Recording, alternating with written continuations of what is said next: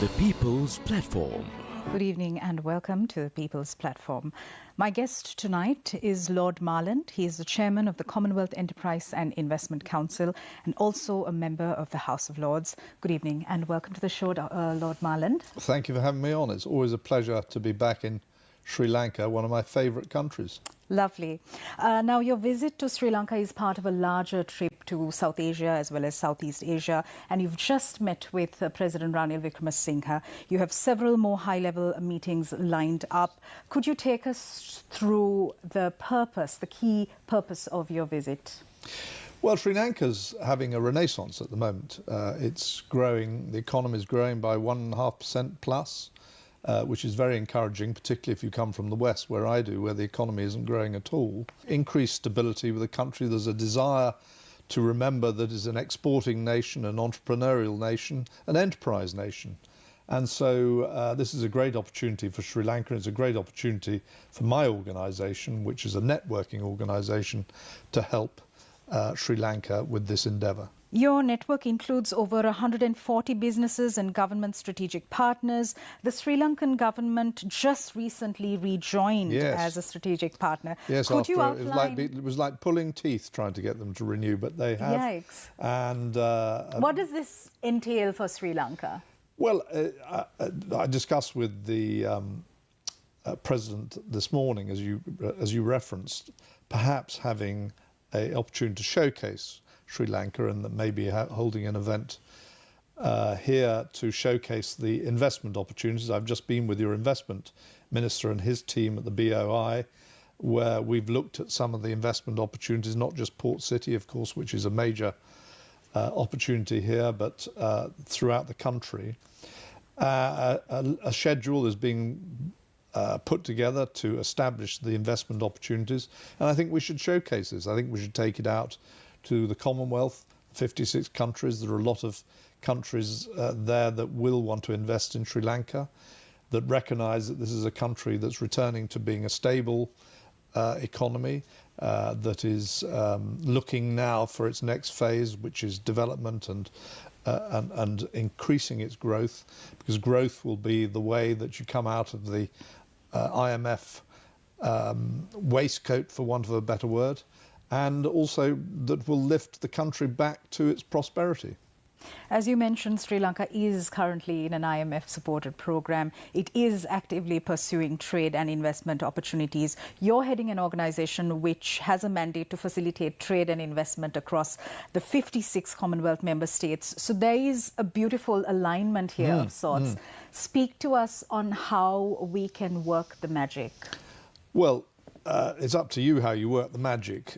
We, on the other side, will try and, when you've created that magic, which is what you're, as I referenced earlier, preparing the opportunities, is for us as an organisation to use our network to allow you to promote those opportunities.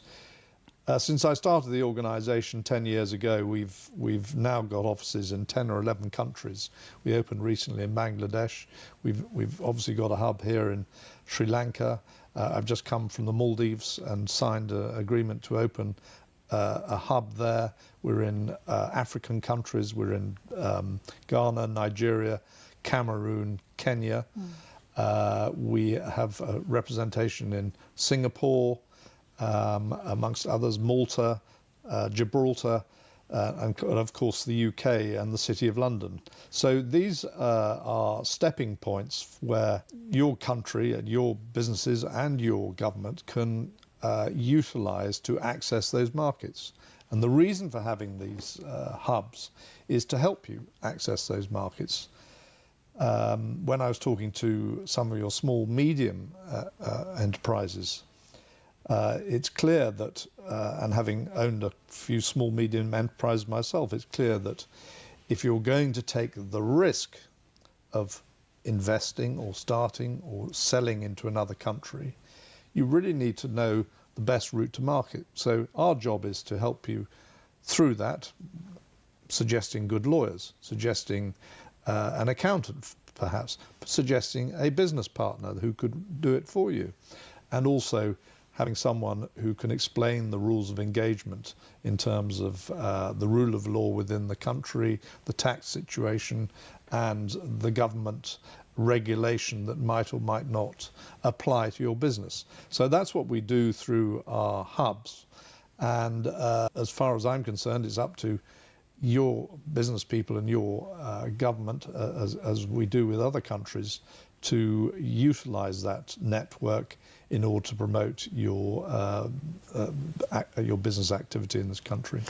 Public-private partnerships, or a synergy between the state and the private sector, has the potential to fuel and expedite economic growth, development. Speak to us about how the Commonwealth Enterprise and Investment Council can utilise the strength of this premise to ensure growth. Well, we're a networking organisation, so we don't invest, we don't create investment, we don't do mergers and acquisitions. We merely present the opportunities. So, as I referred earlier, our network allows you to meet people from across the Commonwealth and see whether there is a synergy between you and the other governments and other businesses that could create an investment opportunity. So it's really up to the government whether it wants who it wants to choose for a public-private partnership, but we will offer a sort of chocolate box of treats who you can choose from. The private sector has a pivotal role and a proactive role to play in holding governments accountable. And Lord Marland, I'd like your opinion on this. How important is it for the business sector, the corporate sector, to hold governments accountable?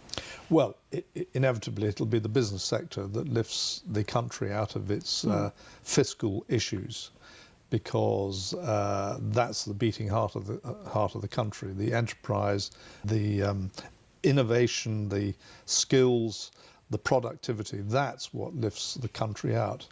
This hits the buffers if the government doesn't listen to business. And if the government doesn't listen to business and tries to restrain it in a way that it becomes unproductive, you have a problem. I don't believe this government is not interested in listening to business. I think it is.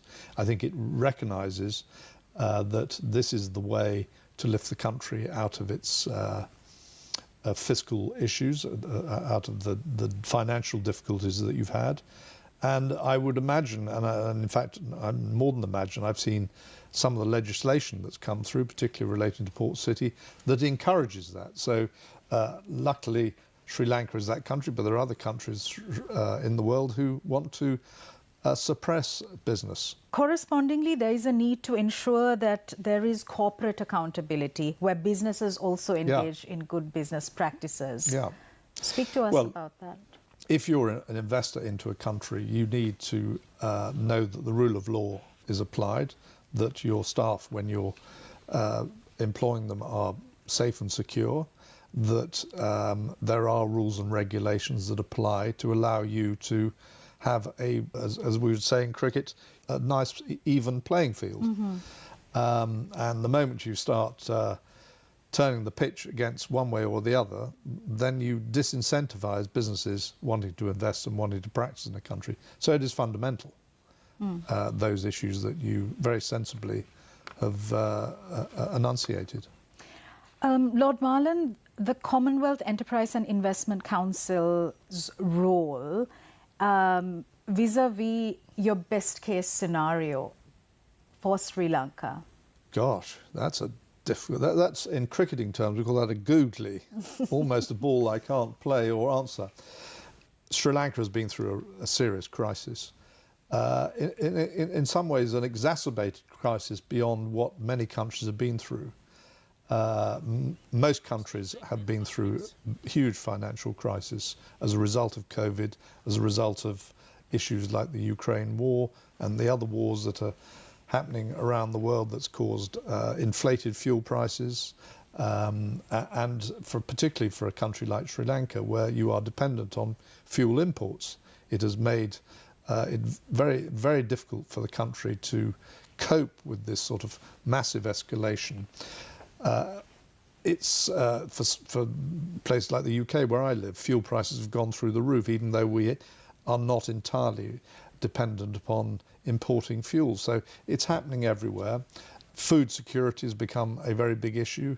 Happily, Sri Lanka produces huge amounts of its food and therefore doesn't have the same issues as other countries. But all these dynamics have caused this really difficult financial situation. This has been exacerbated in Sri Lanka, but now what is so encouraging is that the current government is making serious steps and endeavours to restore this situation. The only problem is there are outside forces that continue to make life difficult, and one of those, of course, is energy prices. And so I think the government, in an ideal scenario, has got to boost and change its energy supply into sustainable energy using wind and solar in particular, which you have in abundance. I think bringing in a programme that promotes that and helps it, that encourages investment to it, will be of significant long-term benefit for the country. But you've still got the short-term issues because you are still dependent upon energy supply from outside the country. But why I've always liked Sri Lanka is because you are an entrepreneurial nation. You are hardworking. You understand going beyond just the 9 to 5 that other countries are experiencing. You're enterprising, and this is a really good foundation for prosperity in the future. We are in conversation with Lord Marland. We're going for a short commercial break. We'll be right back.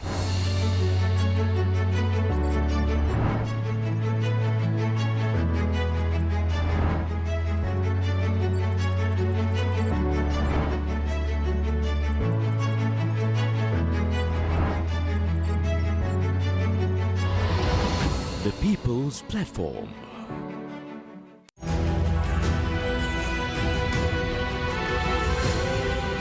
TV1. TV for life.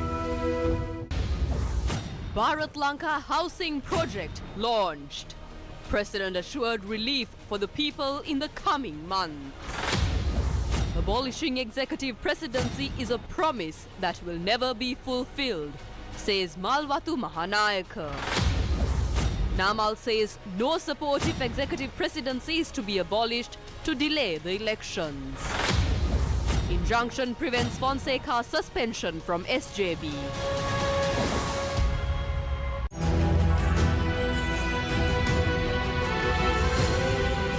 TV1. TV for life.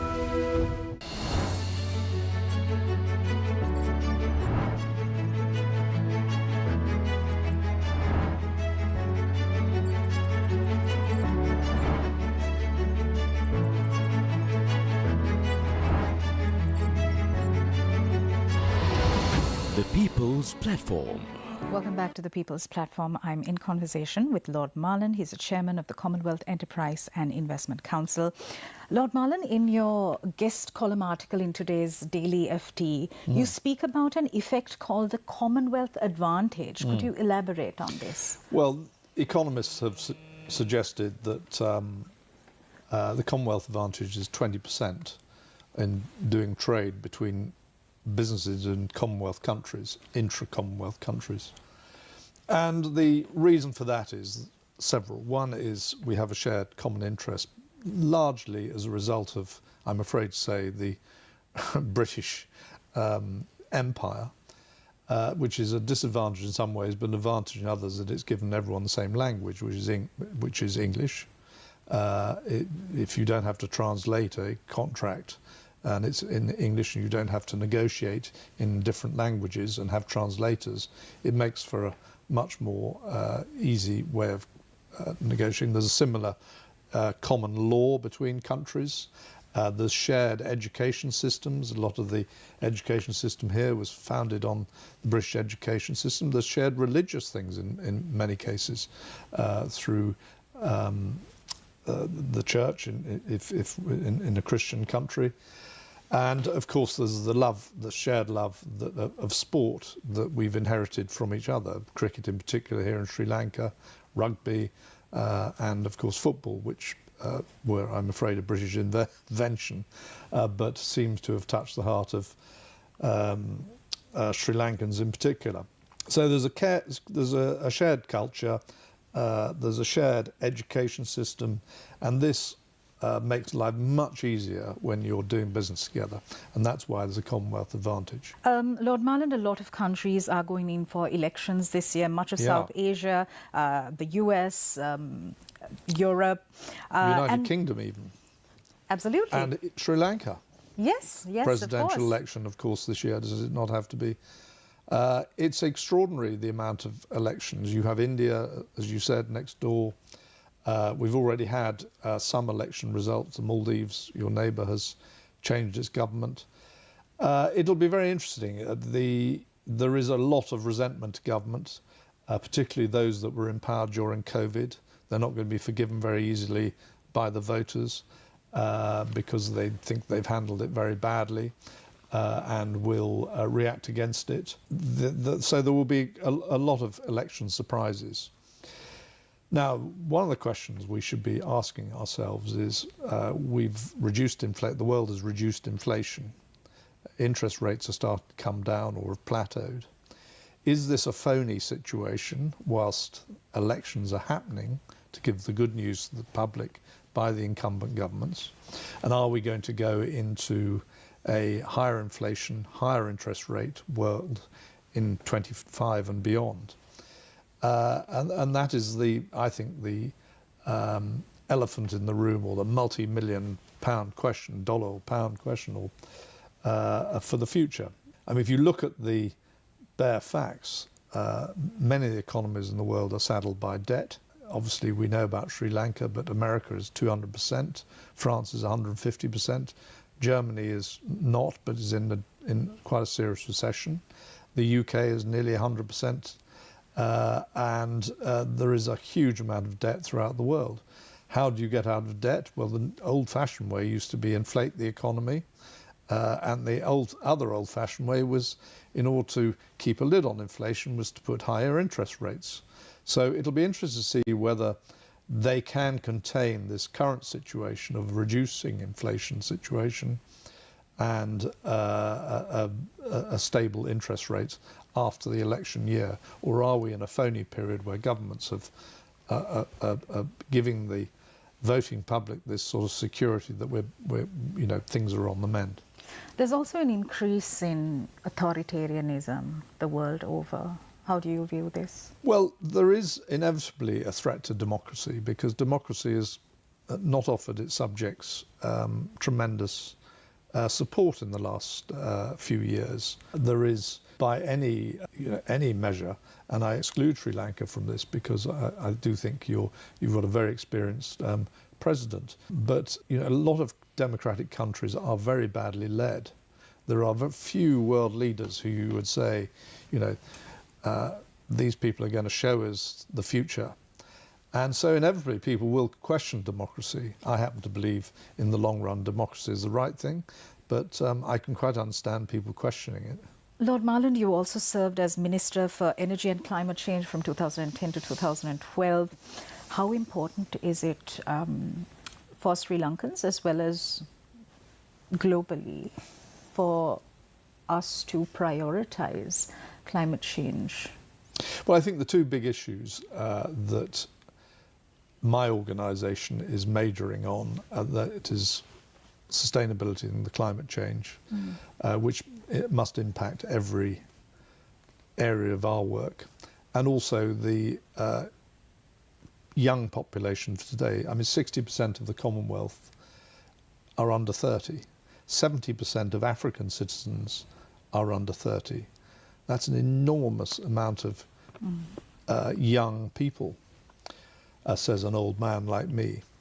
And I think my generation owe it to the next generation, your generation and my own children's and indeed grandchildren's generation, to try and make the place better than it is now. We've allowed climate change to go increasingly off the dial. We haven't been disciplined enough in the way that we manage it. COP is a good thing, but not a huge amount of activity comes out of it. we've got to make some real efforts to do it. I think the encouraging thing is with the cost of energy and fuel, it is forcing countries like yourselves to really prioritise the move to sustainable energy through offshore wind and some of the natural weathers that you've got with sun. I never felt that in the UK solar panels were going to be the answer to our energy supply, but they definitely are here and in quite a lot of Caribbean countries. Offshore wind, when I was minister, we invested a huge amount in offshore wind. Right. Waste to energy is very good housekeeping. It doesn't create the sort of really off-the-dial energy that you need, but it's very good housekeeping, making sure that we recycle, that we manage our waste in a much better way than we have been doing, is how we should leave it to the world. And then on the other hand, our second emphasis, as I said earlier, is how we create jobs for the under 30s of today. Sure.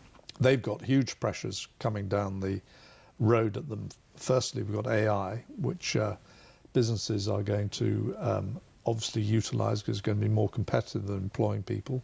How you blend a working population with AI to ensure that you don't have mass unemployment is going to be a real challenge for governments. Yeah. How you educate the current under 30s to be entrepreneurial, carry out the work, and to supply skills to much needed industry and activity. It doesn't have to be industry, of course, all forms of activity, of employment. These are going to be the challenges. And so everything that underpins what we do as an organisation are sustainability and youth employment, for want of a better word. When we talk about the private sector's contribution to the economy's growth and development, we also need to talk about the private sector's responsibility to ensure sustainability in its business absolutely. practices. Yeah. But the world over, corporations are not really being held to account sufficiently enough when it comes to carbon emissions, pollution. And Yeah. this is a massive issue. Do you think that statutory intervention alone can Well, help? you'll never get the governments to agree to statutory intervention en masse, unfortunately, and that's why COP is obviously a good networking event, and it profiles the need for it, but there's no real evidence to suggest that there's been unilateral agreement to do certain things.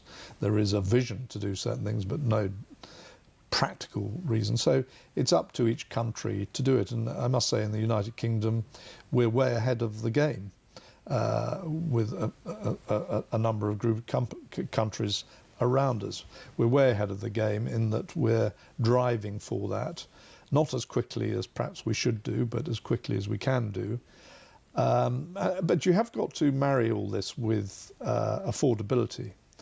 And the mistake governments make is saying we want to do something by then without thinking how we're going to make the transition from here to there. You can't suddenly turn the tap off and expect something else to happen.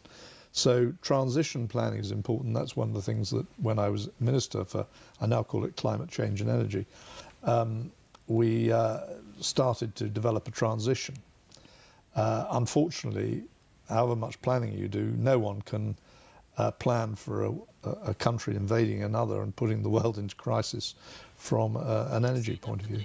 Lord Marland, you also recently co-authored an opinion piece on steps the UK must take to invigorate the Commonwealth as an unrivaled platform for trade and international influence. And you also say in that article that past governments have failed in grasping global opportunities from the Commonwealth. Could you elaborate? Well, I'm glad you read it.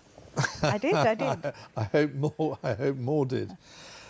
Look, the United Kingdom withdrew from the European Union and something called Brexit. You would have thought the most obvious place for them to start, or the United Kingdom government to start redeveloping its trade relationships, and that would have been the Commonwealth. It's for all the reasons we were talking about earlier, the 20% Commonwealth advantage, the fact that we have historic links and very satisfactory historic links with a lot of these countries, but it hasn't. It, to some extent, got sidetracked by COVID, but to a larger extent, the government hasn't responded to coping in a world where we weren't in Europe anymore. This is a problem for it. There are also other issues in that not every Commonwealth country abides by the same rule of law as us, doesn't have a bribery act as we have in the country, in the UK, which would prevent any company from dealing with other businesses where maybe there has been corruption, etc. And if indeed you're found out to be cooperating or working with a business that does indulge in corruption, you will be severely punished. So that is a disincentive. But it is an open goal, and it should be utilised. And I'm hoping that our new Foreign Secretary, Lord Cameron, who was Prime Minister, understands that, and I know that he does, and I think he will change the attitude of the government at the moment. So that's my criticism of the United Kingdom government. As I said earlier, you're pushing an open door. There is such common engagement with these 56 countries that are part of the Commonwealth. It's a third of the world's population. It's got two of the fastest growing economies in the world, which is Bangladesh and India, if not 5 of the fastest growing economies in the world. You could throw in Nigeria, which is going to have a bigger population than the United States by 2030. You've got emerging markets all over the place, and people should be accessing those markets. It's a fantastic opportunity. And to finish off the statement, countries only prosper if they can embrace trade and productivity, export and obtain investment, and showcasing that is a very important thing. Sri Lanka are one of the cornerstone countries of the Commonwealth, so it has a golden opportunity. I know in my conversation with your president today, who has been to many Commonwealth events over the years and is someone who really gets the Commonwealth, he sees that as an opportunity, and that's why I'm grateful to him that he should rejoin as a member of our organisation. All right, fantastic. Here's hoping Sri Lanka can work its magic. Thank you, Lord Marland. Thank you for having me on. Thank you for watching us. We'll see you again tomorrow. Good night.